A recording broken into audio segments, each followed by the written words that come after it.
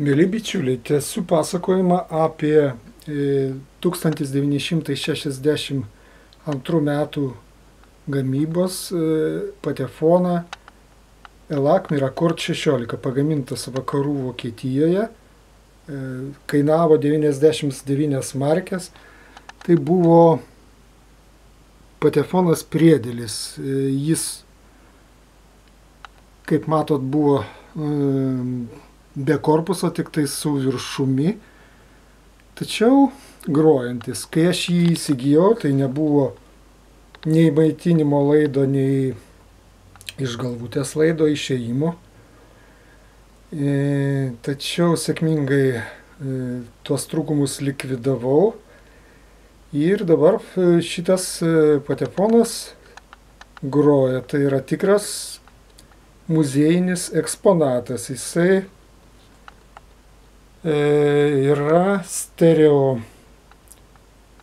patefonas šitas, atkuriantis dažnius nuo 20 Hz iki 16 kHz.